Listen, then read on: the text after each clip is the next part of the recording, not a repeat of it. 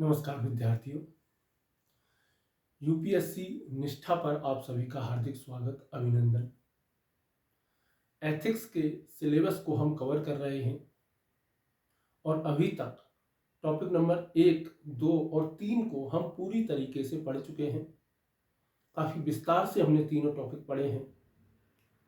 आज हम शुरू करने वाले हैं one of the most important topic of this syllabus, जो एथिक्स का सबसे मोस्ट इम्पोर्टेंट जो टॉपिक है, जिसका नाम है इमोशनल इंटेलिजेंस। इस टॉपिक से हर साल प्रश्न आते हैं। आप 2013 से लेकर के 2024 तक का कोई सा भी एथिक्स का पेपर उठा लीजिए, आपको लगभग प्रत्येक साल इमोशनल इंटेलिजेंस पर, भावनात्मक प्रज्ञा पर या भावनात्मक बुद्धिमत्ता पर हर साल आपको प्रश्न दिखेगा। ये टॉपिक इतना बड़ा भी नहीं है, इसलिए इसको पढ़ना और इसमें स्कोर करना अपेक्षाकृत आसान है। तो आइए शुरू करते हैं इमोशनल इंटेलिजेंस। ये जो टॉपिक नंबर जो 4 है हमारा सिलेबस में, जो इसका नाम है वो तो क्या है, emotional intelligence, concept and their utilities and application in administration and governance. यानी कि भावनात्मक प्रज्ञा या भावनात्मक बुद्धिमत्ता, अवधारणाएं और प्रशासन और शासन व्यवस्था में उनके लाभ, उपयोग, महत्व या प्रयोग आप कह सकते हैं। तो आइए शुरू करते हैं मोस्ट इंपोर्टेंट टॉपिक, जिसका नाम है इमोशनल इंटेलिजेंस। इसका नाम है इमोशनल इंटेलिजेंस।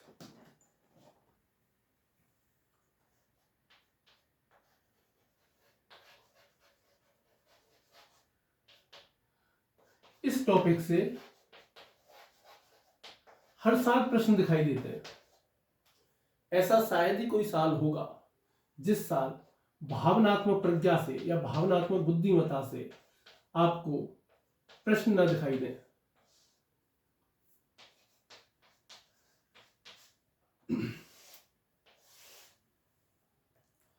इसका जो अनुवाद है वो आपको भावनात्मक प्रज्ञा दिखेगा, भावनात्मक बुद्धिमत्ता दिखेगा, भावनात्मक या संवेगात्मक प्रज्ञा दिख जाएगा या संवेगात्मक बुद्धि दिख जाएगा। तो कुछ अलग अलग अनुवाद आपको दिखाई दे सकते हैं प्रश्न में। यहां पर ध्यान रखना है इमोशनल इंटेलिजेंस। इसलिए मैं बार बार आपसे कह रहा हूं, एथिक्स के लगभग प्रत्येक टॉपिक में मैंने आपको ये बात बोली है कि अंग्रेजी में क्वेश्चन को एक बार जरूर पढ़ना है ताकि अंडरस्टैंडिंग अच्छी हो सके, क्योंकि कई बार अनुवाद की दिक्कत हो जाती है। तो चलिए शुरू करते हैं भावनात्मक प्रज्ञा की। देखिए, सबसे पहले भावनात्मक प्रज्ञा है क्या या भावनात्मक बुद्धिमत्ता क्या है, भावनात्मक बुद्धि क्या है। देखिए, इंटेलिजेंस, बुद्धि क्या है, ये तो हमने एप्टीट्यूड जब पढ़ा था काफी विस्तार से हमने देखा ही था कि जो इंटेलिजेंस है वो लैटिन भाषा के शब्द इंटेलीगियर से बना है, जो इसमें इंटर प्लस गियर से ये मिलकर के बना है। इंटर का मतलब अंदर प्रवेश करना होता है। तो फिर ये फ्रेंच भाषा में ये शब्द आ गया इंटेलिजेंस के रूप में, और अंग्रेजी ने इस शब्द को अपनाया था 14वीं सदी में। जो इंटेलिजेंस जो शब्द है, इसको अंग्रेजी भाषा ने कब अपनाया था, 14th सेंचुरी में।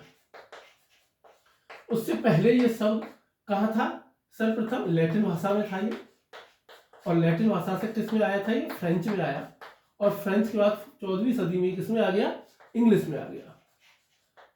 और इसका प्रयोग जो है वो फ्रेंच से ही या यहीं से ही, जब हम इसका प्रयोग इंटेलीगियर के तौर पर किया करते थे, उसी समय से ही इसका प्रयोग जो था वो ज्ञान के लिए होता था, तर्क के लिए होता था, समझ के लिए होता था। फिर इंटेलीगियर पे लुईस टर्मन का प्रयोग आए, होवार्ड का बहुकारक बुद्धि सिद्धांत आया है ना, थॉर्नडाइक का बुद्धि सिद्धांत आया था, लुईस टर्मन का आया। तो ये सब तो हमने देखा हुआ ही है, ठीक है। और इसको हमने टॉपिक नंबर 3 में हमने विस्तार से इंटेलिजेंस को देखा भी था।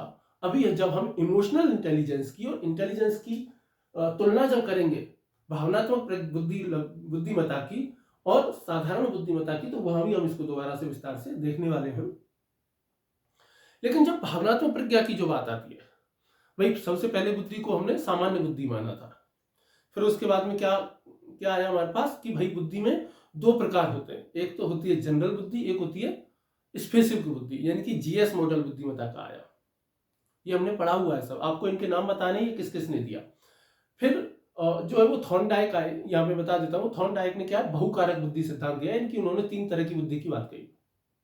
और फिर उसके बाद में होवर्ड गार्डनर आए, जिन्होंने बुद्धि के 8 प्रकार बता दिए, भाषाई, स्थानिक, प्राकृतिक, अंतर्वैयक्तिक, ठीक है, इंटरपर्सनल, इंट्रापर्सनल, तो 8 प्रकार उन्होंने बता दिए। ये सब हमने पढ़ लिया पहले से ही। लेकिन ये बुद्धि तो हमने पढ़ी ली भाई, तर्क करने की शक्ति है, बोधगम्यता की शक्ति है, और प्रश्न पूछने की शक्ति है, प्रश्न को समझने की शक्ति है, और ये सब चीजें हमने समझ ली। हमको ये समझना है कि भावनात्मक प्रज्ञान क्या है। तो देखिए क्या है, मान लीजिए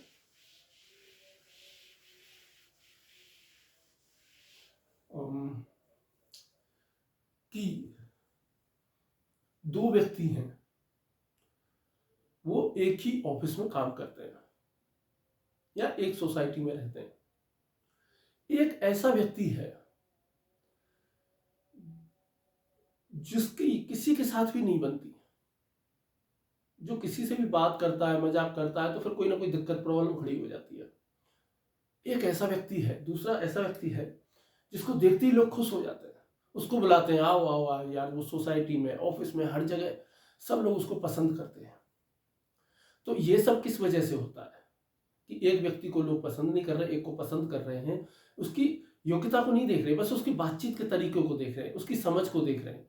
तो ये कई बार किसकी वजह से होता है, भावनात्मक प्रज्ञा की वजह से ऐसा होता है। कुछ लोग ऐसे होते हैं जो दूसरों की भावनाओं को बहुत अच्छे से समझते हैं, वो समझ जाते हैं कि भाई सामने वाला आज किस मूड में है, किस तरीके से है, क्या कहना चाहता है, ये सब। तो इसकी जो शुरुआत जो होती है ना भावनात्मक बुद्धिमत्ता की, वो कहां से होती है, अरस्तु से होती है। अरस्तु आपको पता ही है ना, इन्होंने लगभग हर विषय पे कुछ ना कुछ लिखा हुआ है। अरस्तु, जिनको अंग्रेजी में क्या कहते हैं, अरिस्टोटल।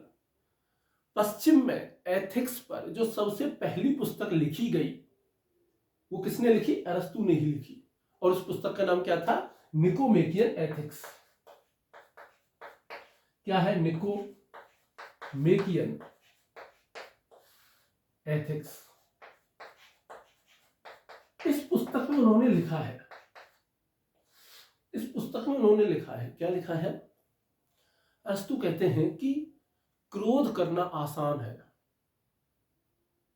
लेकिन सही व्यक्ति पर, सही मात्रा में, सही समय पर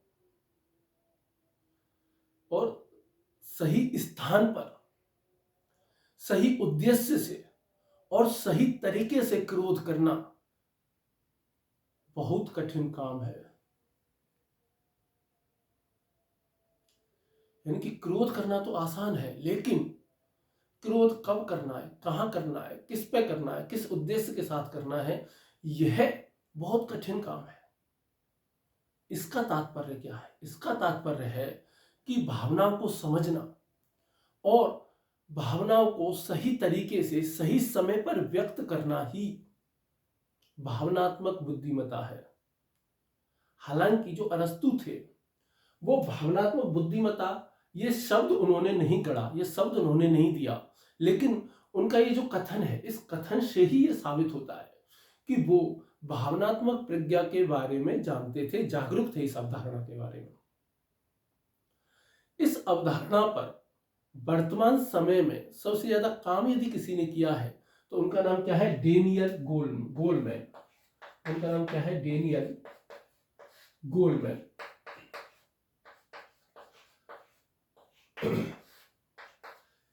इन व्यक्ति ने 1995 में एक पुस्तक लिखी है, और इन्होंने उस पुस्तक का नाम क्या रखा, emotional intelligence, why it's matter more than IQ, more than IQ। इन्होंने एक पुस्तक लिखी 1995 में डेनियल गोलमैन ने, जिसका नाम है emotional intelligence, why it's matter more than IQ। इस पुस्तक ने मनोविज्ञान की दुनिया में एक तहलका मचा दिया, एक तूफान खड़ा कर दिया। और अब तक जो सभी लोग बुद्धि के पीछे पड़े हुए थे, बुद्धि लब्धि के पीछे पड़े हुए थे, अचानक से उन लोगों की समझ में आया कि भाई भावनात्मक बुद्धिमत्ता भी उतनी ही आवश्यक है, या यूं कहें कि वो बुद्धिमत्ता से ज्यादा आवश्यक है। और इसी पुस्तक में उन्होंने यही साबित किया कि IQ, जो हमारा इमोशनल क्योशेंट है, जो हमारी बुद्धि लब्धि है, उससे भी ज्यादा इंपॉर्टेंट क्या है? EI है, इमोशनल इंटेलिजेंस।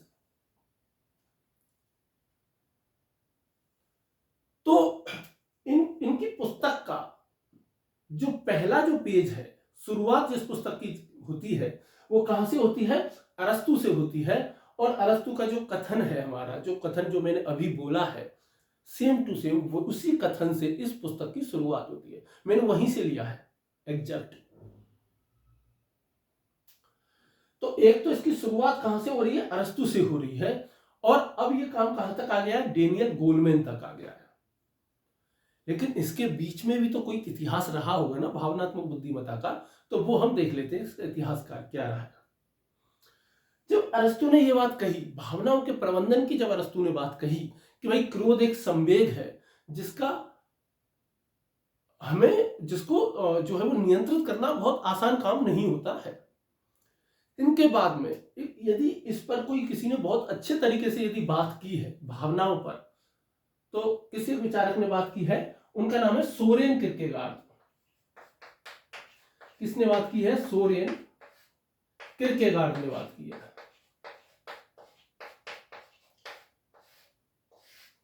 एक विचारक हुए, दार्शनिक हैं ये, सोरेन किरकेगार्ड। इनका थोड़ा सा जिक्र हम टॉपिक नंबर 5 में भी करेंगे। ये 19वीं सदी के व्यक्ति हैं। शायद 1813 में इनका जन्म हुआ और 1860 के दशक में या 55 में शायद इनकी मृत्यु हुई। इनका जो जन्म हुआ वो कहां हुआ? डेनमार्क में।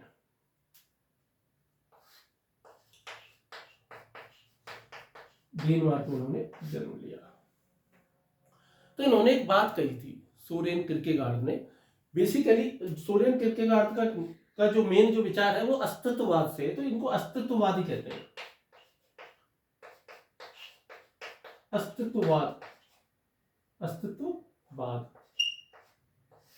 की बात इन्होंने कही। ठीक, इन्होंने ये कहा कि भाई सिर्फ तर्क और बुद्धि ही जीवन में आपको सफलता नहीं दिलाते, बल्कि जीवन में सफलता प्राप्त करने के लिए भावनाओं पर, आपके संवेगों पर भी नियंत्रण उतना ही आवश्यक है, या यूं कहें कि उससे ज्यादा आवश्यक है। इन्होंने एग्जैक्टली भावनात्मक बुद्धिमत्ता की बात तो इन्होंने नहीं की, लेकिन उन्होंने क्या बात कही कि भावनाओं का प्रबंधन करना बुद्धि से ज्यादा महत्वपूर्ण है। लेकिन जब ये बात ये जो कह रहे थे, उसी समय पश्चिम का एक बहुत बड़ा दार्शनिक था, इनसे पहले ही था वो। उनका नाम क्या है? हीगल। आपने नाम सुना ही होगा, है ना? इनका पूरा नाम क्या था? जॉर्ज विल्हेल्म फ्रेडरिक हीगल, ये व्यक्ति थे। और ये तो आपको पता ही होगा कि ये जर्मनी के थे। ठीक है, कार्ल मार्क्स हो गए, नीत्शे वगैरह हो गए, कईयों पर इन्होंने प्रभाव डाला। कार्ल मार्क्स तो इनको अपना गुरु ही मानता है, हालांकि उतना सम्मान नहीं देता जितना गुरु को भारतीय परंपरा में दिया जाता है, पर ठीक है। तो जर्मनी में ये हुए, ठीक है। इनका समय इससे थोड़ा पहले का है, यानी कि शायद इनका जन्म हुआ 1770 के आसपास इनका जन्म हुआ, और मृत्यु हुई इनकी 1800 कुछ में इनकी मृत्यु हो गई है ना, शायद 1831 में आपकी मृत्यु हुई। तो जो हीगल जो हुए, हीगल ने एक बात जो इन्होंने क्या कहा कि मनुष्य की सफलता में इन्होंने बुद्धि का स्थान बहुत ऊंचा कर दिया। उन्होंने बताया कि बुद्धि और अमूर्तीकरण की क्षमता ही मनुष्य की सर्वोच्च क्षमता है। हीगल ने क्या कहा कि बुद्धि और अमूर्तीकरण की क्षमता,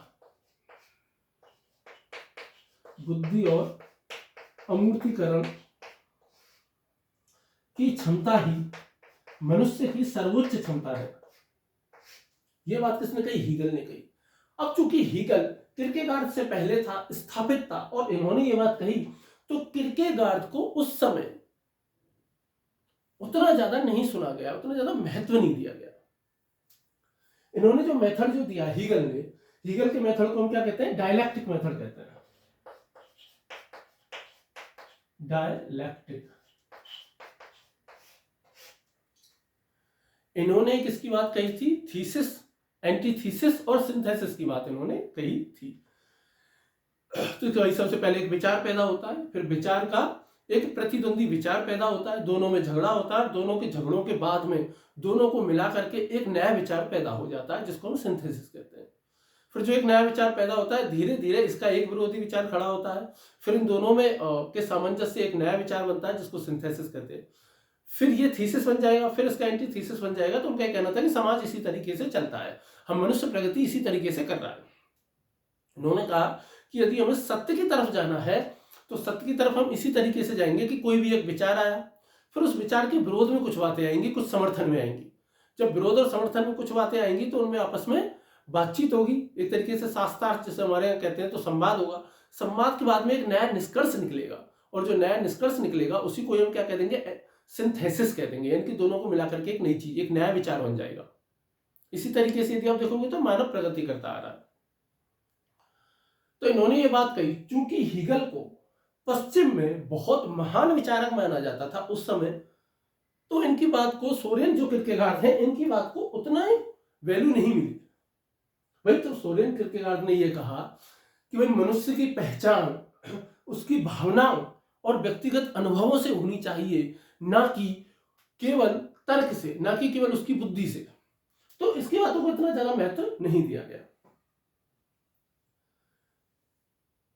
अब यहां तक का जो समय था ना, यहां तक साइकोलॉजी जो है, यानी मनोविज्ञान का जन्म ही नहीं हुआ था। मनोविज्ञान का जन्म हुआ है कब? 19वीं सदी में, यानी कि 1850 के आसपास मनोविज्ञान का जन्म हुआ।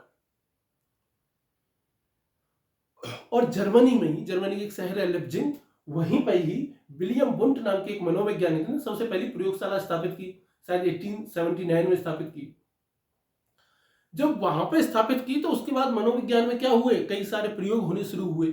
और जब कई सारे प्रयोग होने शुरू हुए, तो इन सब के बाद में, ठीक है, मैं यहां से हीगल को मिटा देता हूं और डायलेक्टिक मेथड को भी मिटा देता हूं, अस्तित्ववाद को भी मिटा देता हूं। चलिए, के बाद में 1900, देखिए 1920 के आसपास है ना, 1905 में शायद बुद्धि का पहला एक कारक सिद्धांत आया था। कौन सा कारक आया? जिसको साइमन विने स्केल भी, जिन्होंने साइमन विने स्केल भी बनाया था, और 1916 में फिर लुइस थर्मन आया और जिन्होंने इसमें सुधार किया। तो जो साइमन विने थे, ठीक है, फ्रांस के रहने वाले थे, तो उन्होंने एक कारक बुद्धि का सिद्धांत दिया 1905 में। फिर द्विकारक बुद्धि सिद्धांत आया। तो इस तरीके से, तो ये तो बुद्धि का तो अलग चल ही रहा था, इंटेलिजेंस का।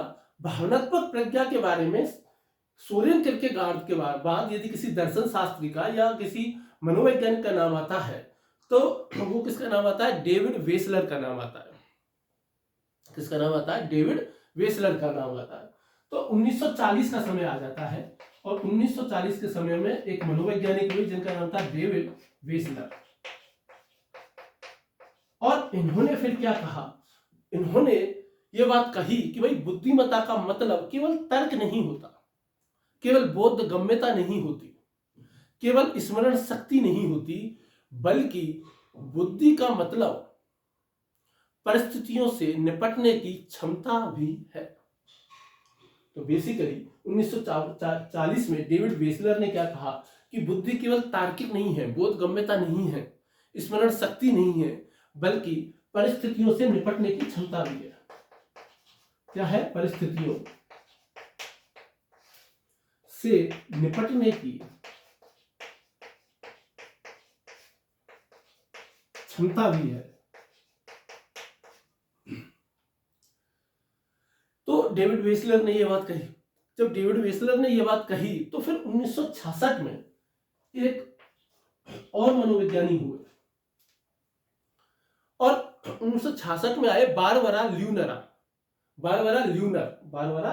एक मनोवैज्ञानिक आए, बारबरा ल्यूनर, और इन्होंने भी क्या किया, इमोशनल इंटेलिजेंस से संबंधित विचारों पर क्या किया, काम किया। फिर उसके बाद में 1985 आता है और 1985 में एक मनोवैज्ञानिक हुए जिनका नाम है बेन पेन, बेन पेन। तो इन्होंने अपनी थीसिस लिखी थी, डॉक्टरेट इन्होंने की थी, पीएचडी इन्होंने की। तो जो इन्होंने अपनी थीसिस जो लिखी, उस थीसिस का नाम क्या था, a study of emotions, a study of emotions. इन्होंने क्या की, थीसिस लिखी और इसका पूरा नाम क्या था, study of emotions developing emotional intelligence, developing emotional intelligence, ये इनकी थीसिस का नाम था। इसका मतलब क्या हुआ कि बेन पेन ने प्रथम बार, सबसे पहली बार इतिहास में इमोशनल इंटेलिजेंस शब्द लेकर के ये आए। इसका विकास और आगे किया पीटर सेलोवी और जॉन मेयर ने किया, लेकिन सबसे ज्यादा लाइमलाइट कोई लूट करके लेके चला गया, फेमस यदि कोई व्यक्ति हुआ तो वो कौन हुए, गोल्डमैन साहब हो गया। मतलब महफिल इन्होंने लूट ली, कहने का मतलब ये है। ठीक है, जैसे ये कई सारी बातें कहा जाता है ना कि जैसे कणाद ऋषि ने परमाणुवाद दिया, आर्यभट्ट ने गुरुत्वाकर्षण की खोज की। आर्यभट्ट ने पहली बार बताया कि भाई पृथ्वी जो है वो चक्कर लगाती है सूरज के, ग्रहों की बात बताई। लेकिन कई सारी ऐसी रिसर्च हैं जिनको भारतीय ऋषि मुनियों से जोड़ा जाता है और उनके पुख्ता सबूत भी हमारे पास अब मिले हैं। लेकिन सारा का सारा लाइमलाइट कौन लेकर के चला गया, पश्चिम लेके चला गया। न्यूटन लेकर के चला गया और कोपरनिकस लेके चला गया, गैलीलियो लेकर के चला गया। ठीक है, तो इन सब के नाम आते हैं, आर्यभट्ट का नाम नहीं आएगा, कणाद का नाम नहीं आएगा, बरहामेर का नाम नहीं आएगा। तो ये क्या हो गया, क्योंकि लाइमलाइट लूटने वाली बात है, किसने लूट ली, तो यहां पे लूट ली डेनियल गोल्डमैन ने। तो 1985 बेन पेन हुए, इन्होंने अपनी एक थीसिस लिखी, डॉक्टरेट की, पीएचडी की, जिसका नाम था a study of emotions developing emotional intelligence. और इन्होंने ही इतिहास में सर्वप्रथम इमोशनल इंटेलिजेंस शब्द का प्रयोग किया। इनके बाद में, इनके 2 साल बाद एक और व्यक्ति आए 1987 में, दिख तो रहा है ना, 1987 में, और इनका नाम था कीथ वेस्ली। इनका नाम क्या था, कीथ वेस्ली इनका नाम था। इन्होंने ऐसा कोई विशेष काम तो नहीं किया, बट हाँ इन्होंने EQ की अवधारणा दी।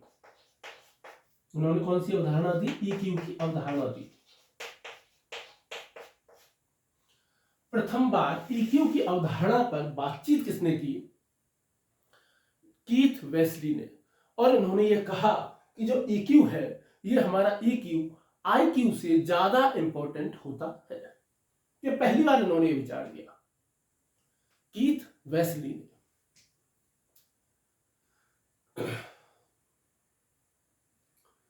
कीथ वेस्ली के बाद अब भावनात्मक बुद्धिमत्ता पूरी तरीके से लाइमलाइट में आ चुकी थी, अच्छे अच्छे रिसर्च इस पे हो रहे थे। तो एक पेपर, रिसर्च पेपर एक प्रकाशित हुआ, 2 व्यक्तियों ने एक रिसर्च पेपर प्रकाशित किया, उनका नाम था, और वो रिसर्च पेपर जो प्रकाशित किया वो 1990 में किया। कब किया, 1990 में। उन 2 व्यक्तियों के नाम क्या है, बहुत इंपॉर्टेंट नाम है, याद रखने हैं, पीटर सेलोवी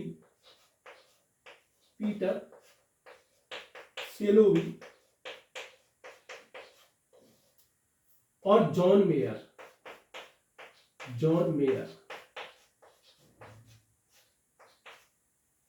पीटर सेलोवी और जॉन मेयर, ये इंपॉर्टेंट नाम है, याद रखना है। इन्होंने 1990 में एक रिसर्च पेपर प्रकाशित किया, किस पर, इमोशनल इंटेलिजेंस पर। और उससे बहुत ज्यादा फेमस क्या हो गई, इमोशनल इंटेलिजेंस काफी फेमस हो गई। इनसे एक ही गलती हो गई कि ये गोल्डमैन जितने फेमस नहीं हो पाए। इन्होंने जो पुस्तक लिखी ना, वो पुस्तक इन्होंने लिखी 1997 में,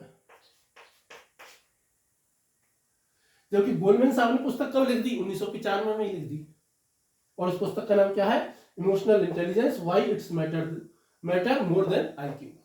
इन्होंने पुस्तक लिखी 1997 में। इन्होंने अपना रिसर्च पेपर तो प्रकाशित कर दिया 1990 में, और उसके आधार पर, इन सब के बेस के आधार पर गोल्डमैन साहब ने पुस्तक लिख दी 95 में, और इन्होंने उसके 2 साल बाद पुस्तक लिखी 1997 में, और उस पुस्तक का नाम लिखा व्हाट इज इमोशनल इंटेलिजेंस। पुस्तक का नाम क्या है? What is emotional intelligence. ये सारी की सारी जानकारी जो ब्लैक बोर्ड पे लिखी हुई है, सॉरी ग्रीन बोर्ड पे जो लिखी हुई है, RAS, MPPCS, MPPSC कह लो, है ना, UPPSC और किसी भी और कोई भी ऐसा स्टेट PCS यदि कोई है जहां ये प्रश्न पूछे जा सकते हैं, तो ये प्रश्न बहुत इंपॉर्टेंट है, पूछे जा सकते हैं। पुस्तकों के नाम पूछे जा सकते हैं, प्रकाशन वर्ष पूछा जा सकता है, और जो मनोवैज्ञानिक हैं उनके नाम पूछे जा सकते हैं। यूपीएससी में नाम पूछे जाने की संभावना कम है, लेकिन फिर भी यूपीएससी के लिए गोल्डमैन साहब को और पीटर सैलोवी और जॉन मेयर को गलती से भी नहीं भूलना है। क्या नहीं करना है? गलती से भी नहीं भूलना है, क्योंकि इनके नाम लेकर के सवाल आएगा। जैसे अभी डेनियल गोल्डमैन की अवधारणा हम देखेंगे, EI को लेकर के क्या अवधारणा है इनकी। पीटर सैलोवी की अवधारणा देखेंगे कि इनकी अवधारणा क्या है, दोनों की अलग अलग है, उसको हम विस्तार से देखेंगे। तो दोबारा से मैं बता देता हूं, इतिहास यदि इमोशनल इंटेलिजेंस का आपसे कोई पूछ ले कि इमोशनल इंटेलिजेंस के डेवलपमेंट का इतिहास क्या रहा है, तो क्या रहा है इमोशनल इंटेलिजेंस के डेवलपमेंट का इतिहास? सबसे पहले अरस्तु ने अपनी पुस्तक निकोमेकियन एथिक्स में कहा था कि क्रोध करना आसान है, लेकिन सही समय पर, सही मात्रा में, सही उद्देश्य से, सही व्यक्ति पर और सही समय पर क्रोध करना आसान नहीं है। अर्थात अरस्तु ने सर्वप्रथम भावनाओं के नियंत्रण की बात कही थी। इनके बाद 19वीं सदी में सोरेन किरकेगार्ड नामक एक दार्शनिक हुए, एक अस्तित्ववादी दार्शनिक हुए, जिन्होंने यह कहा, क्या कहा कि मनुष्य की पहचान उसकी भावनाओं और व्यक्तिगत अनुभवों से होनी चाहिए, ना कि केवल तर्क से, ना कि केवल बुद्धि से। फिर 1940 में डेविड वेसलर नाम के एक मनोविज्ञानी हुए, जिन्होंने यह कहा कि बुद्धिमत्ता का मतलब, बुद्धिमत्ता का अर्थ केवल बोधगम्यता, स्मरण शक्ति या तर्क शक्ति नहीं है, बल्कि परिस्थितियों से निपटने की क्षमता भी है। डेविड वेसलर के बाद 1966 में एक दार्शनिक हुए, और 1966 में जो दार्शनिक हुए उनका नाम है बारबरा ल्यूनर। और बारबरा ल्यूनर ने क्या किया कि भाई जो भावनात्मक बुद्धिमत्ता है, इसी के क्षेत्र में, यानी भावनाओं के प्रबंधन के क्षेत्र में काम किया। भावनात्मक बुद्धिमत्ता शब्द का प्रयोग सर्वप्रथम 1985 में किया गया। किसके द्वारा किया गया? बेन पेन के द्वारा। इन्होंने अपनी डॉक्टरेट की थीसिस लिखी, और इस थीसिस का नाम था a study of emotions developing EI, developing emotional intelligence. और इसी थीसिस में सर्वप्रथम इन्होंने भावनात्मक बुद्धिमत्ता शब्द का प्रयोग किया। यह इतिहास में पहली बार था कि भावनात्मक बुद्धिमत्ता शब्द का प्रयोग हो रहा था। फिर उनके बाद 2 साल बाद 1987 में कीथ वेस्ली नामक एक और मनोविज्ञानी हुए, और जिन्होंने सर्वप्रथम EQ की अवधारणा दी, और यह कहा कि EQ भावनात्मक बुद्धि लब्धि, IQ इमोशनल बुद्धि लब्धि से, सामान्य बुद्धि लब्धि से महत्वपूर्ण हो सकती है। इस काम को सबसे बेहतर तरीके से आगे बढ़ाया 1990 में दो मनोवैज्ञानिकों ने, पीटर सेलोवी और जॉन मेयर। इन्होंने एक रिसर्च पेपर लिखा 1990 में, और 1997 में इन्होंने एक पुस्तक लिखी, और उस पुस्तक का नाम था व्हाट इज इमोशनल इंटेलिजेंस। और सबसे बड़ा योगदान जिनका माना जाता है, जिन्होंने सारी लाइमलाइट लूट ली, जो सुपरहिट हुए, उनका नाम है डेनियल गोलमैन। ये आज भी सक्रिय हैं, डेनियल गोलमैन साहब। डेनियल गोलमैन 1995 में इन्होंने एक पुस्तक लिखी, और उस पुस्तक का नाम है emotional intelligence, why it's matter more than IQ, why it's matter more than emotional quotient. ये क्या है? आपके भावनात्मक बुद्धिमत्ता का इतिहास है। क्या है ये? भावनात्मक बुद्धिमत्ता का इतिहास है। ठीक है। अब इन सब का जो कहना था भावनात्मक बुद्धिमत्ता को लेकर के, वो क्या कहना था? ये समझाना चाह रहे थे, खास तौर पर पीटर सेलोवी, जॉन मेयर और गोलमैन साहब, कि भाई व्यक्ति की सफलता सिर्फ इस बात पर निर्भर नहीं करती कि आप कितने बुद्धिमान हैं। किसी भी व्यक्ति की सफलता केवल इस बात पर निर्भर नहीं करती कि वह कितने बुद्धिमान है, बल्कि इस बात पर निर्भर करती है कि वह अपनी और दूसरों की भावनाओं पर नियंत्रण कितना रखता है, उनका प्रबंधन किस प्रकार करता है, कितनी अच्छी तरीके से वो अपनी भावनाओं को या सामने वाले की भावनाओं को समझता है और उनको नियंत्रित करता है। तो मैं लिख देता हूं, ये पूरा का पूरा आपने लिख ही लिया, वो बहुत इंपॉर्टेंट है, ये ध्यान रखना है ना।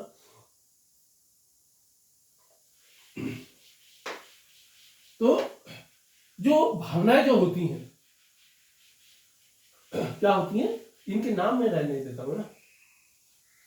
बेन पेन का नाम चला गया यार, इंपॉर्टेंट व्यक्ति का, कोई बात नहीं, 1985 बेन पेन रह गया। तो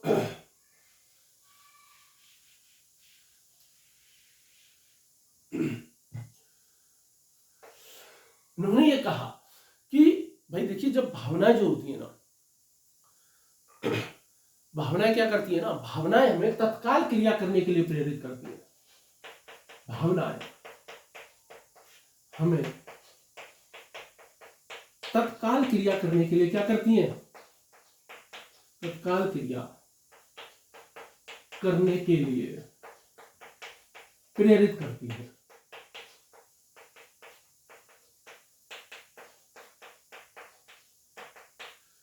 जैसे कोई इमोशंस बहुत तेजी से आ रहा है, जैसे कि मान लो कि गुस्सा आया, बहुत तेजी से क्रोध आ रहा है। जैसे ही क्रोध आता है तो हमारा जो रक्त परिसंचरण है, जो रक्त का जो बहाव है हमारी पूरी बॉडी में, जो ब्लड फ्लो है, वो बहुत तेज हो जाता है, और खासकर हमारे हाथों में बहुत तेज हो जाता है। और ये किस लिए बहुत तेज हो जाता है? आक्रमण करने के लिए, हमला करने के लिए। ठीक वैसे ही जब बहुत पलायन वाला भय होता है, जिसमें पलायन वाला भय यदि आपके मन में उपजा है, बहुत तेजी से ये भावना आ गई है, तो जो रक्त परिसंचरण है वो आपके पैरों में बहुत ज्यादा आ जाएगा। क्यों आ जाएगा? ताकि आप भाग सके, पलायन कर सके। देखिए, वैसे ही तो ये कहा जाता है कि जब बहुत ज्यादा कोई कठिन परिस्थिति जब व्यक्ति के सामने आती है ना, तो व्यक्ति का जो मस्तिष्क है वो 3 प्रकार का रेस्पॉन्स करता है। 3F उसको हम कहते हैं। तो क्या करता है वो? फ्लाइट, या तो भाग जाएगा, फ्रीज, या तो जम जाएगा, वहीं रुक जाएगा, कुछ भी नहीं करेगा एकदम, या फिर क्या हो जाएगा? फाइट, या फिर वो लड़ाई कर सकता है। ऐसे ही जितने भी प्रकार की भावनाएं हैं, उसी प्रकार से रक्त परिसंचरण हमारे शरीर में बढ़ता है, और किसी एक विशेष शरीर के अंग में वो रक्त परिसंचरण और तेज हो जाता है। जब हम हमारे मस्तिष्क की बात करते हैं, तो आपको भी पता है कि हमारा मस्तिष्क जो है वो 2 प्रकार का होता है। एक तो हमारा भावनात्मक मस्तिष्क होता है जो शायद बाईं तरफ होता है, और दूसरा हमारा क्या होता है, तार्किक बुद्धिमत्ता जिसको हम कहते हैं, तार्किक मस्तिष्क होता है जो कि शायद दाईं तरफ होता है। कई बार ऐसा होता है कि कई बार हमारी भावनाएं हमारे तर्कों के ऊपर भारी पड़ती हैं। कुछ इतनी शक्तिशाली भावनाएं हमारे अंदर होती हैं कि वो हमारी तर्क शक्ति को खा जाती हैं, तर्क शक्ति पर हावी हो जाती हैं। जैसे कि खासकर क्रोध के समय,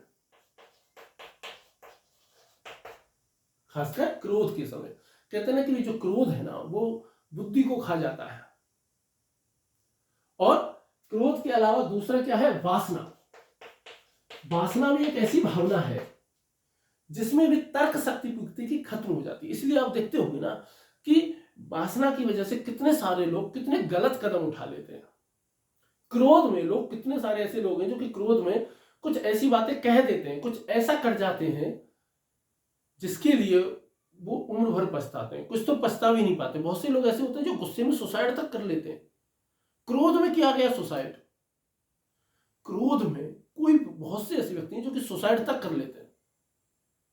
बहुत से ऐसे व्यक्ति होंगे जो कि क्रोध में सेल्फ हार्म करते हैं, यानी कि खुद को ही नुकसान पहुंचाएंगे। गुस्से में आकर के खुद को ही थप्पड़ मार रहे हैं, दीवार में मुक्का मार दिया, गुस्से में आकर के दीवार में सर मार दिया।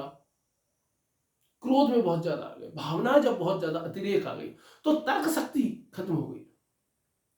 ऐसी वासना होती है, जब वासना मस्तिष्क पर छाती है बहुत ज्यादा, और तार्किक शक्ति पूरी तरीके से खा जाएगी वासना। और उस समय आप देखते होंगे ऐसे कितने सारे लोग होते हैं, जब हम उनकी न्यूज सुनते हैं तो बड़ा अचंभा होता है कि यार एक 65 साल का आदमी ऐसा कैसे कर सकता है, एक 55 साल का व्यक्ति ऐसे कैसे कर सकता है, एक इतने उच्च पद पर बैठा व्यक्ति ऐसा काम कैसे कर सकता है। तो क्या ये सारे काम कब हो जाते हैं, जब इस प्रकार की भावनाएं, इमोशंस जो है वो क्या हो जाते हैं, बहुत ज्यादा जो तार्किक मस्तिष्क है उस पर हावी हो जाते हैं। और ये हावी कब होते हैं, जब व्यक्ति में इमोशनल इंटेलिजेंस कम हो। इमोशनल इंटेलिजेंस के बारे में गोलमैन साहब का यह कहना है कि यह चीज सीखी जा सकती है। यह चीज क्या की जा सकती है, सीखी जा सकती है। गोलमैन साहब की पुस्तक में एक अध्याय है, और उस अध्याय में एक महान विचारक हैं जिनका नाम है होरस करके उनका नाम है। वो ये कहते हैं, उसी पुस्तक से ले रहा हूं मैं, उनकी जीवन उन लोगों के लिए एक कॉमेडी है जो रेशनल है, यानी कि जो तार्किक बुद्धि का प्रयोग करते हैं, और उन लोगों के लिए एक ट्रेजेडी है जो कि इमोशनल बुद्धि का प्रयोग करते हैं। जो तार्किक बुद्धिमत्ता का प्रयोग करेगा उसके अनुसार यह है कि भाई जो भी व्यक्ति तार्किक बुद्धिमत्ता का प्रयोग करेगा ना वो लेट गो करना सीख पाएगा हर चीज को। ठीक है रे, हो गया तो हो गया। उसको पता है कि भाई संसार में जो कुछ भी हो रहा है वो हर चीज व्यक्ति के हाथों में नहीं है। हम प्रत्येक चीज को नियंत्रित नहीं कर सकते। हमारे आसपास जो हो रहा है, हमारे आसपास के जो व्यक्ति हैं, हमारे आसपास की घटनाएं हैं, किस तरीके से कौन कैसी प्रतिक्रिया कर रहा है, हम प्रत्येक चीज को नियंत्रित नहीं कर रहे हैं। जो व्यक्ति ये समझ जाएगा उसके लिए कॉमेडी है, उसको पता है ठीक है ऐसे ही चलता रहता है, क्या है, होता ही रहता है। कुछ लोगों के लिए ट्रेजेडी है, उनके लिए जो बहुत ज्यादा इमोशनली अटैच हर चीज से हो जाते हैं, अरे यार ऐसा कैसे हो गया, ये कैसे हो गया।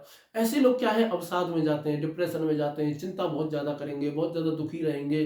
कुछ भी हो गया तो अरे ऐसा कैसे हो गया, उसने ऐसा कैसे बोल दिया।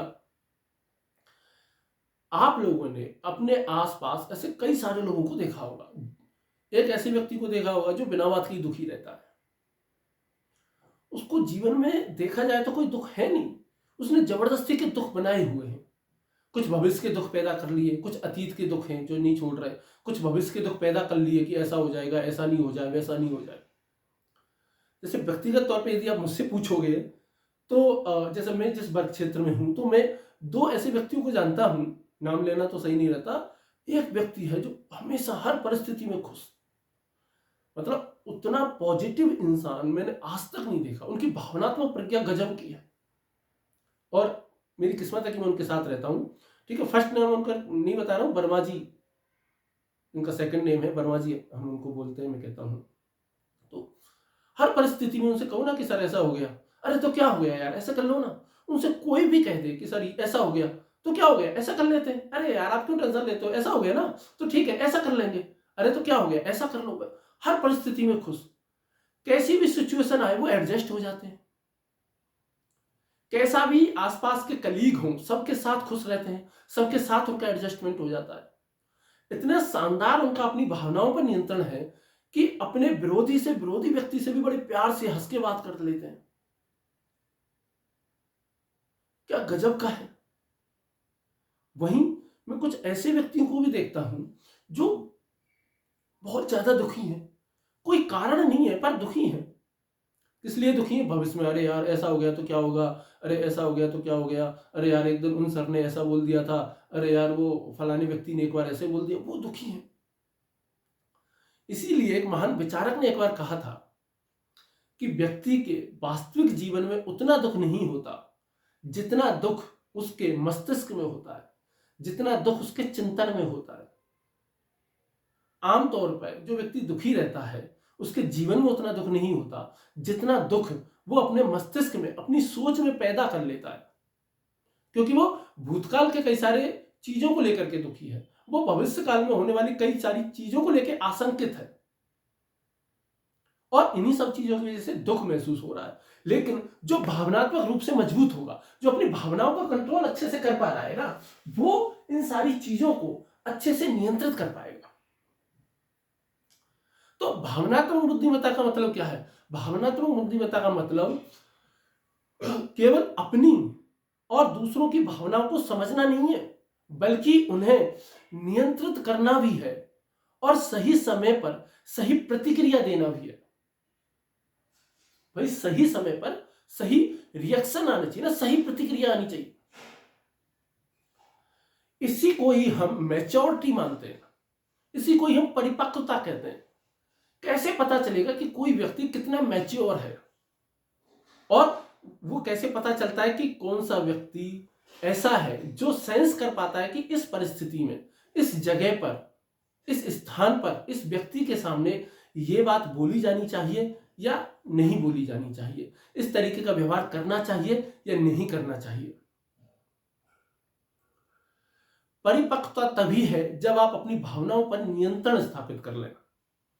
देखो भावनाओं पर नियंत्रण करना बहुत कठिन काम है, बहुत लंबा अभ्यास इसके लिए चाहिए, और जरूरी नहीं कि आप करो। हालांकि बहुत ज्यादा इमोशंस को दबाने से भी आप मानसिक तनाव में जा सकते हो, डिप्रेशन में जा सकते हो ना। तो एक कौन सी, बहुत से लोग होते हैं ना जो सामने वाले की परिस्थितियों को बहुत अच्छे से समझते हैं। जैसे कवियों के बारे में ये कहा जाता है, लेखकों के बारे में ये कहा जाता है, शायरों के बारे में कहा जाता है। दुष्यंत कुमार साहब एक प्रमुख गजलकार हुए हैं हिंदी में, और उन्होंने, उनकी गजल का एक पंक्ति है कि सिर्फ शायर समझता है कह कहों की असलियत, हर किसी के पास तो वैसी नजर होती नहीं। उनकी गजल का हिस्सा है। ऐसे वो कहते हैं कि जैसे कि आज मेरा साथ दो, कि आज मेरा साथ दो वैसे मुझे मालूम है, आज मेरा साथ दो वैसे मुझे मालूम है, पत्थरों में चीख हरगिज कारगर होगी नहीं, और आपके टुकड़ों के टुकड़े कर दिए जाएंगे पर, आपके टुकड़ों के टुकड़े कर दिए जाएंगे पर, आपकी ताजीम में, ताजीम कहते हैं इज्जत को, आपकी ताजीम में कोई कसर होगी नहीं, और सिर्फ शायर देखता है कह कहों की असलियत, हर किसी के पास तो वैसी नजर होगी नहीं। हर किसी के पास वो नजर होती है क्या? नहीं, शायर समझ जाता है। वो गाना सुना है आपने कि तुम इतना जो मुस्कुरा रहे हो क्या गम है जिसको छिपा रहे हो? आपने असल जिंदगी में ऐसे व्यक्ति देखे होंगे जो समझ जाते हैं कि यार कुछ तो बात है यार, बताना यार क्या बात हो गई यार, ऐसा क्या बात है।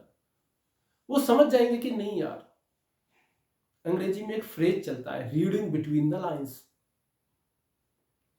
कि जो लिखा गया है केवल उतना ही नहीं समझना, बल्कि जो नहीं लिखा गया है वो भी समझना है। किसी एक बहुत ही बड़े लेखक ने एक बार कहा था, लिखा था कहीं शायद मैंने पढ़ा, कि सिर्फ जितना, यदि आप केवल उतना समझे हैं जितना कि समझाया गया है, तो यकीन मानो मेरे मित्र आप कुछ नहीं समझे। यदि आपने केवल उतना देखा है जितना कि दिखाया गया है, तो यकीन मानो आपने कुछ नहीं देखा। और ऐसा ही होता है, इसलिए बहुत पारखी नजर चाहिए होती है। बहुत से लोग होते हैं तुरंत महसूस कर लेते हैं कि यार कुछ आज अलग है।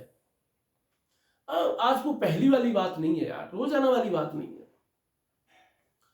बहुत से लोग होते हैं ना, जैसे आप जैसी उम्र में बहुत ज्यादा पशुपेश में रहते होंगे, जैसे दोस्ती है कि प्यार है, समझ में नहीं आ रहा। कोई आपका फ्रेंड है, आप समझ नहीं पा रहे हो कि यार फ्रेंड है, बेस्ट फ्रेंड है कि बेस्ट फ्रेंड से ज्यादा है। आजकल की नई पीढ़ी में तो ये बहुत ज्यादा है ना कि नहीं तुम मेरे केवल बेस्ट फ्रेंड हो, तुम मेरे केवल फ्रेंड हो। समझ में नहीं आ रहा कि भाई दोस्ती है कि प्रेम है। समझ में नहीं आ रहा है कि भाई जेलसी है कि कंपटीशन है। एक तो है कि आप किसी से प्रतियोगिता की भावना रख रहे हो। प्रतियोगिता की भावना ठीक है, लेकिन उसका एक स्तर, थोड़ी सी डिग्री बढ़ेगी तो क्या हो जाएगी, जेलसी हो जाएगी। तो जेलसी है कि कंपटीशन है। नहीं समझ में आ रहा कि केवल गुस्सा ही है कि केवल की नफरत भी हो गई है अब तो। जब नहीं समझ में आ रहा तो इसके लिए आपको भावनात्मक प्रज्ञा पढ़नी चाहिए, भावनात्मक बुद्धिमत्ता को समझने की कोशिश करनी चाहिए। इसी से ही आप समझ पाओगे, इसी से ही आप क्या कर पाओगे, भावनाओं को गहराई से, बारीकी से समझ पाओगे। तो भावनात्मक बुद्धिमत्ता क्या है, भावनाओं को गहराई से, बारीकी से समझना। तो बार बार मैं आपको ये बता रहा हूं कि भावनात्मक बुद्धिमत्ता का मतलब सिर्फ अपनी और दूसरों की भावनाओं को समझना नहीं है, बल्कि उन्हें नियंत्रित करना भी है और सही समय पर सही प्रतिक्रिया भी देनी है, सही समय पर सही बात कहनी है। वो एक पंक्ति है गजल की कि भाई कौन सी बात कब और कहां कही जाती है, कौन सी बात कब और कहां कही जाती है, गर ये सलीका हो तो हर बात सुनी जाती है। ये बशीर बद्र साहब की शायद लाइन है कि कौन सी बात कब और कहां कही जाती है, ये सलीका हो तो हर बात सुनी जाती है। और जैसा चाहा था तुझे देख ना पाए ए दुनिया, जैसा चाहा था तुझे देख ना पाए ए दुनिया, दिल में बस यही एक हसरत रही जाती है। और एक बिगड़ी हुई औलाद भला क्या जाने, एक बिगड़ी हुई औलाद भला क्या जाने, कैसे माँ बाप के होठों से हंसी जाती है। और पूछना है तो गजल वालों से पूछो जाकर, पूछना है तो गजल वालों से पूछो जाकर, कैसे हर बात सलीके से कही जाती है। सबसे ज्यादा तरीके से, सबसे ज्यादा सलीके से कोई बात यदि कहता है तो वो कवि कहता है, लेखक कहता है, गजलकार कहता है, बहुत शानदार तरीके से। जैसे आपने एक गाना सुना है कि मेरी भीगी भीगी सी पलकों पे रह गए जैसे मेरे सपने बिखर के, पुराना गाना है। उस गाने में एक लाइन है, क्या लाइन है कि जले मन तेरा भी किसी के मिलन को, अनामिका तू भीतर से, और तेरी बेवफाई पे हंसे जग सारा, गली गली गुजरे जिधर से। आप समझ रहे हो, उसके बारे में बुरा बुरा कहा जा रहा है, लेकिन कैसे कहा जा रहा है, बड़े ही पोएट्रिक मेथड से कहा जाता है, बहुत ही शायराना अंदाज में कहा जा रहा है। तो बिल्कुल ही बुरा ही नहीं लग रहा। सामान्य तरीके में कोई किसी के लिए बुरा सोचे तो कितना खराब लगेगा। मतलब सामान्य तरीके से ये कहे कि ध्यान रखना तेरा भी ऐसा ही बुरा होगा, कितना बुरा लगता है कोई ऐसा कहे। और वो क्या कह रहा है कि जले मन तेरा भी किसी के मिलन को, अनामिका तू भीतर से, कि एक दिन तेरा भी ऐसा दिन आएगा कि तेरा भी दिल किसी के लिए जलेगा, तू भी किसी के लिए तड़फेगी, ध्यान रखना। तू जिस भी गली से जाएगी ना, सब तुझ पे हंसेंगे। और सामान्य परिस्थितियों में कोई यदि कहते तो कोई कितना खराब लगता है, लेकिन इतने शायराना अंदाज में कहा गया है तो अच्छा लगता है। तो भावनात्मक बुद्धिमत्ता क्या है, दूसरों की भावनाओं को समझना। आप सामने वाले को समझ जाए अच्छे से। कई बार ऐसा होता है ना कि कोई व्यक्ति चाहता है कि कोई उसे समझे, पर सामने वाला समझता ही नहीं है। वो बेचारा खूब सारी हिंट देता है, कई सारे प्रयास कर रहा है कि सामने वाला मुझे समझे, सामने वाला समझता ही नहीं है। जैसे एक लाइन है कि अगर वो पूछ ले हमसे तो मैं किस बात का गम है, अगर वो पूछ ले हमसे तो मैं किस बात का गम है, तो किस बात का गम है अगर वो पूछ ले हमसे, कि इसी बात का गम है कि यार वो हमसे पूछ ही नहीं रहे, एक बार पूछ तो ले यार। कि अगर वो पूछ ले हमसे कहाँ रहते हो शामों में, तो फिर कहाँ रहते हैं शामों में, अगर वो पूछ ले हमसे। तो ये चीजें हैं, ये शायराना चीजें होती हैं ना। तो भावनात्मक बुद्धिमत्ता उस लेवल पे जाके तभी तो एक लेखक समझ पाता है ना कि भाई ये इस समय क्या सोच रहा होगा, होरी के दिमाग में इस समय क्या चल रहा होगा, गोबर के दिमाग में ये बात क्या चल रही होगी, धनिया के दिमाग में क्या चल रहा है, चंदन इस समय कैसा महसूस कर रहा है, सुधा इस समय क्या महसूस कर रही है ना, कालिदास क्या सोच रहा है। तो ये सारी की सारी चीजें जो है ना, विलोम के मस्तिष्क में इस समय क्या आ रहा होगा, ये सब कई सारे उपन्यास नाटक है ना वो फेमस, जैसे गोदान हो गया, आषाढ़ का एक दिन हो गया, गुनाहों का देवता हो गया, उनसे लेकर के मैं बता रहा हूं। तो ये केवल और केवल कौन समझ पाता है, एक अच्छा लेखक होता है। लेकिन आम आदमी में भी भावनात्मक प्रज्ञा को क्या किया जा सकता है, उसका डेवलपमेंट किया जा सकता है, उसका विकास किया जा सकता है। तो आगे हम बढ़ते और विस्तार से अभी हम इसको और देखेंगे। तो जो डेनियल गोलमैन साहब है, डेनियल गोलमैन साहब की यदि हम बात करेंगे तो इन्होंने क्या किया, जब इन्होंने 1995 में पुस्तक लिखी, ठीक, और 1995 में ही इन्होंने एक संस्था का गठन किया, और इस संस्था का नाम इन्होंने क्या लिखा, CREIO।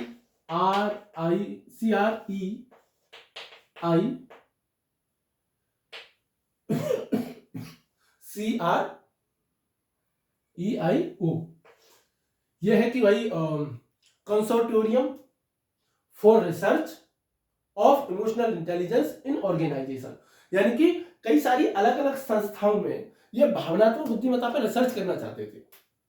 तो उसके लिए एक संस्था इन्होंने बनाई जिसको कहते हैं CREIO।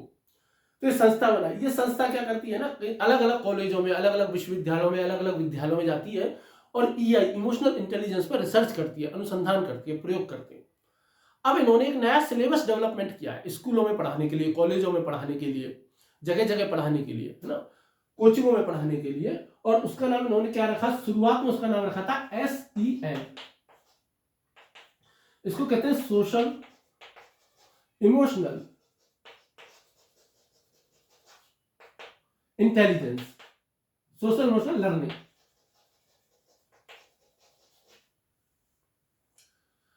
तो इसी में ही, इसी को ही इन्होंने विकसित करके SEEL कर दिया, और सोशल इमोशनल लर्निंग में इन्होंने एथिकल और जोड़ दिया। अब ये क्या कर रहा है ना, ये प्रोग्राम जो है वो अब जगह जगह चल रहा है, अमेरिका में चल रहा है, इमोरी यूनिवर्सिटी में ये खासतौर पर चल रहा है, हार्वर्ड यूनिवर्सिटी में, कई सारी जगह इस पर सिलेबस डेवलप हुए हैं। अब स्कूलों में इस पर सिलेबस बन रहे हैं और बच्चों को बचपन से क्या सिखाया जा रहा है, इमोशनल इंटेलिजेंस सिखाई जा रही है। भारत में भी एक चल रही है, और मैं भी किस्मत मेरी अच्छी रही जो मैंने भी इस पर, जो भारत सरकार ने इस पर कुछ पुस्तकें बनाई हैं, डेवलप की हैं टीचर्स ट्रेनिंग के लिए और बच्चों के लिए, तो मैं उसमें एज ए कंटेंट मैंने भी थोड़ा बहुत हेल्प की है। तो इमोशनल इंटेलिजेंस इतना महत्वपूर्ण हो गया है आजकल। आजकल कई सारी कोचिंगों में इमोशनल इंटेलिजेंस, और क्या मानसिक स्वास्थ्य अच्छा रहेगा ना जिसके पास इमोशनल इंटेलिजेंस अच्छी रहेगी, और मानसिक स्वास्थ्य अच्छा रहेगा तो शारीरिक स्वास्थ्य की बेहतर होने की संभावना अपने आप ही होती है। उसके सारे रिश्ते संबंध जो है वो अपने आप बेहतर होंगे, स्वस्थ होंगे। हम अलग से पढ़ेंगे इस टॉपिक को कि भाई इमोशनल इंटेलिजेंस के लाभ क्या होते हैं। तो ये सारे के सारे काम कौन कर रहा है, डेनियल गोलमैन साहब कर रहे हैं। किसके द्वारा, सी लर्निंग के द्वारा। इसको सी लर्निंग के नाम से बहुत फेमस है, EL भी बहुत से लोग इसको कह देते हैं, इमोशनल लर्निंग के भी कह देते हैं अलग अलग जगह। तो ये प्रोग्राम इन्होंने डेवलप किया और ये प्रोग्राम बहुत तेजी से चारों तरफ फैल रहा है, काम कर रहा है बहुत तेजी से, बेहतर तरीके से, बढ़िया तरीके से काम कर रहा है। तो इतना आ गया। अब गोलमैन साहब के बारे में यदि कुछ ये ध्यान रखना है, इमोशनल लर्निंग है ना, इस पर हम विस्तार से और पढ़ेंगे भी सी लर्निंग को, कि आजकल इमोशनल इंटेलिजेंस सिखाने के तरीके क्या है, तो वहां पर सी लर्निंग वापस आएगी, दोबारा से आएगी। यदि डेनियल गोलमैन साहब की निजी जीवन के बारे में कोई PCS में कोई जानकारी पूछ ले, PCS वालों का भरोसा नहीं होता ना, पूछ सकते हैं, तो इनके बारे में यदि कुछ पूछ ले, तो जैसे गोलमैन साहब का जन्म है तो वो कब है, 8 मार्च 1946 को है। कहां पर इनका जन्म हुआ है, वॉशिंगटन DC में, वॉशिंगटन DC में इनका जन्म हुआ है। न्यूयॉर्क अखबार जो है, न्यूयॉर्क टाइम्स के ये क्या रहे हैं, संपादक रहे हुए हैं। और यूनिवर्सिटी, और इन्होंने पढ़ाई लिखाई की है। पढ़ाई लिखाई का तो ऐसा कोई बड़ी बात है नहीं है ना, पीएचडी वगैरह की है, साहित्य भी इन्होंने पढ़ा है, मनोविज्ञान पढ़ा है, हार्वर्ड से इन्होंने पीएचडी की है।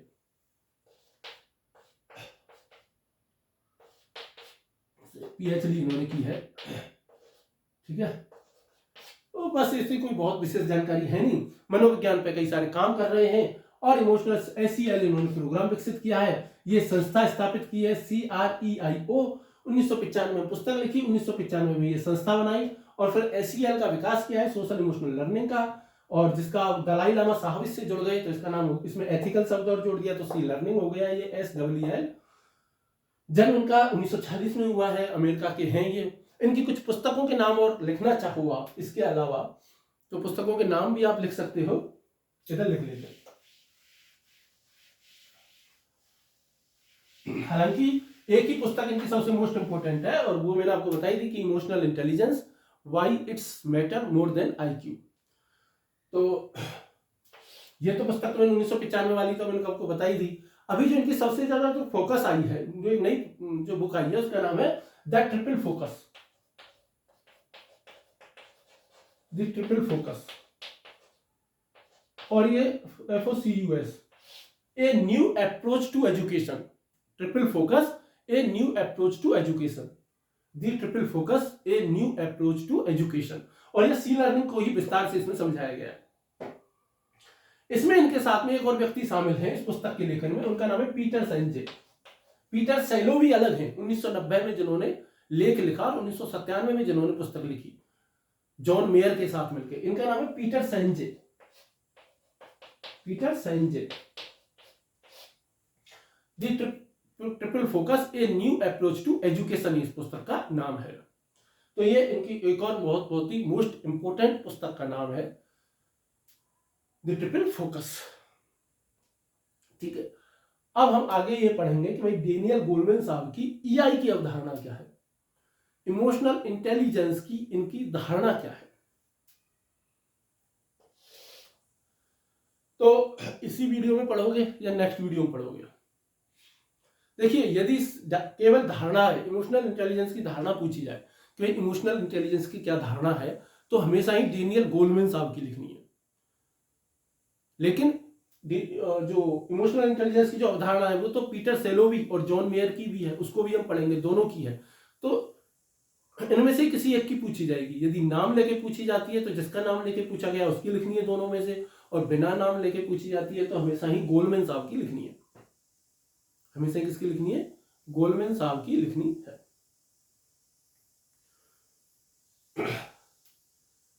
ठीक, इसके अलावा यदि आप डेनियल गोलमैन ने जो बात कही थी, इसमें 5 क्षमताओं की इन्होंने बात कही थी।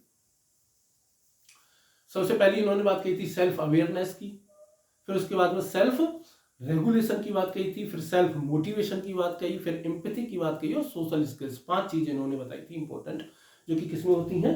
इमोशनल इंटेलिजेंस में होती है। यदि इमोशनल इंटेलिजेंस है किसमें, कैसे पता चलेगा वो कितना सेल्फ अवेयरनेस है, और आत्म जागरूकता कितनी है उसमें, उसमें सेल्फ कंट्रोल कितना है, सेल्फ रेगुलेशन कितना है, आत्म नियमन कितना है, उसमें कंट्रोल नहीं कहेंगे, रेगुलेशन, नियमन करना, सेल्फ मोटिवेशन उसमें कितना है, और सोशल स्किल्स उसकी कैसी है, और एम्पैथी उसमें कितनी है, इसके आधार पे किया जाएगा। तो एक बार हम क्या कर लेते हैं, इसका दोबारा से रिवीजन हम कर लेते हैं ना।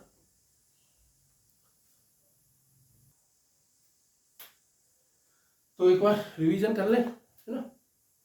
चलिए ये मैं बता देता हूँ एक बार दोबारा से, जितना भी अभी तक हमने पढ़ा है इस बार दोबारा से रिवीजन कर लेते हैं।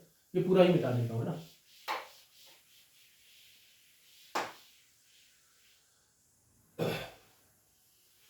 तो हमने सबसे पहले किसकी बात कही थी आपको? मैंने इंटेलिजेंस की बात आपको सबसे पहले बताई थी कि जो इंटेलिजेंस जो शब्द है ये लैटिन भाषा के इंटेलिगियर शब्द से बना है, और इंटेलिगियर से ये फ्रेंच भाषा में आया और वहां पे इंटेलिजेंस बना, और फ्रेंच भाषा से 14वीं सदी में अंग्रेजी में आया और वहां पे क्या बन गया? इंटेलिजेंस बन गया, बुद्धिमत्ता बन गई।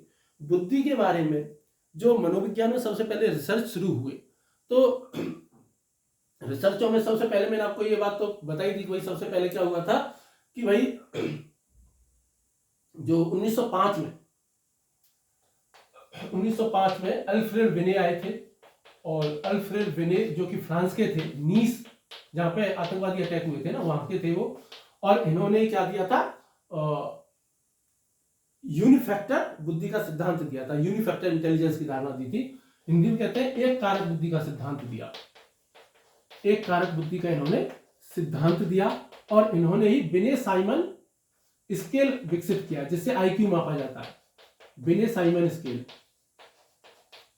बिने साइमन स्केल विकसित किया।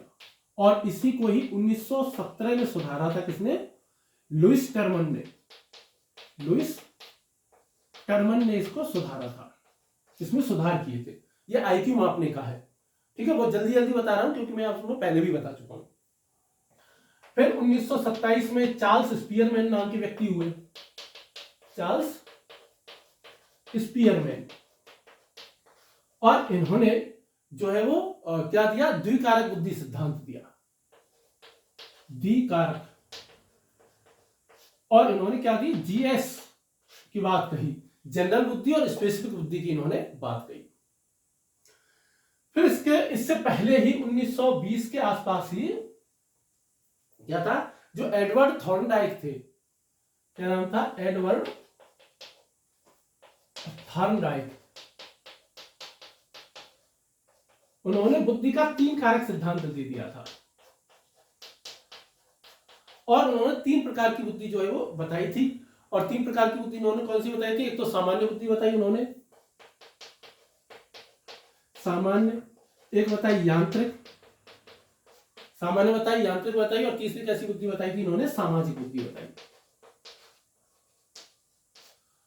और फिर उसके बाद में सबसे बड़ी रिसर्च की यदि हम बात करेंगे तो फिर 1983 में हुई, और वो किसने की, होवार्ड गार्डनर ने की। और इन्होंने 8 प्रकार की बुद्धि बताई।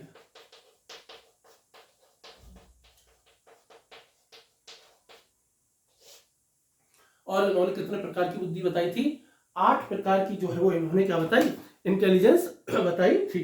और जो 8 प्रकार की जो इंटेलिजेंस बताई, तो वो क्या बताई, एक तो लिंग्विस्टिक होती है, भाषाई बुद्धिमत्ता, एक होती है तार्किक या गणितीय बुद्धिमत्ता जो होती है, लॉजिकल या मैथमेटिकल जिसको कहते हैं। इसके अलावा स्थानों की समझ बहुत से लोगों को बहुत अच्छी होती है, जिसको स्थानिक बुद्धिमत्ता कहते हैं। इसके अलावा आपकी क्या कहते हैं, संगीतीय गति, संगीतीय बुद्धि आपकी बात कही, शारीरिक गतिक बुद्धि की बात इन्होंने कही, बॉडीली काइनेटिक इंटेलिजेंस की बात इन्होंने कही। फिर प्रकृति संबंधी बुद्धिमत्ता की इन्होंने बात की, नेचुरलिस्टिक इंटेलिजेंस की बात इन्होंने कही। इसके अलावा अंतर्वैयक्तिक बुद्धिमत्ता की इन्होंने बात कही, और अंतर्वैयक्तिक बुद्धिमत्ता की बात इन्होंने कही, ठीक है। तो इसमें से जो लास्ट के 2 हैं उनको हम देखेंगे, क्योंकि हम भावनात्मक बुद्धिमत्ता और बुद्धिमत्ता की तुलना भी करेंगे आगे, ठीक है। तो ये तो क्या है, ये बुद्धि का विकास है, ये बुद्धि के विकास का इतिहास हो गया।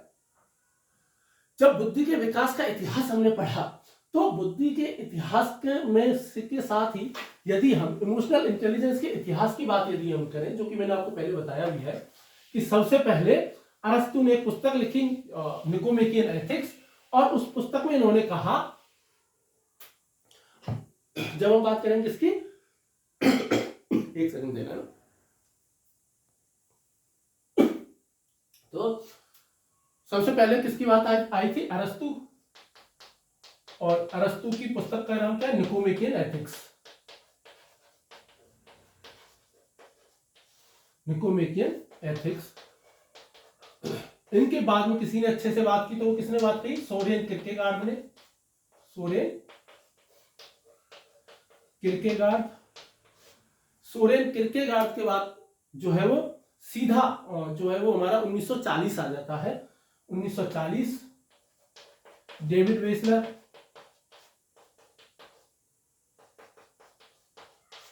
उसके बाद में 1966 आ जाएगा, कौन आ जाएगा, 1966 आ जाएगा, बारबरा ल्यूनर, बारबरा ल्यूनर। इसके बाद 1985 आएगा, क्या आ जाएगा, 1985 आ जाएगा। और यहां पे कौन आ जाएंगे, वेन पेन आ जाएंगे।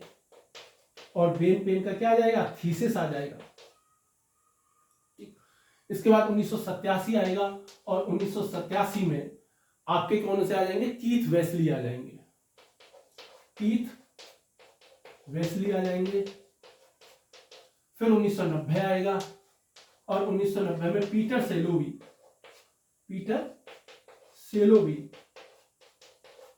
और जॉन मेयर साहब का नाम आ जाएगा। फिर सबसे बड़ा नाम आएगा 1995 में, जिनका नाम है डेनियल गोलमैन।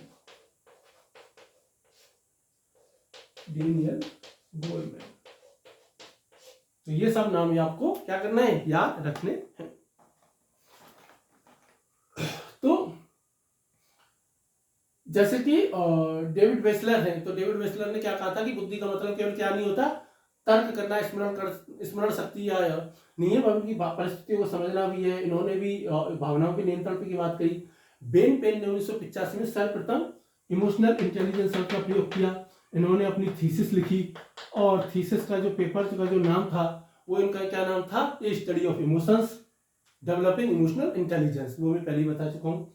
और फिर कीथ वेस्ली आए और कीथ वेस्ली ने सबसे पहली बार किसकी बात कही, ईक्यू की अवधारणा दी।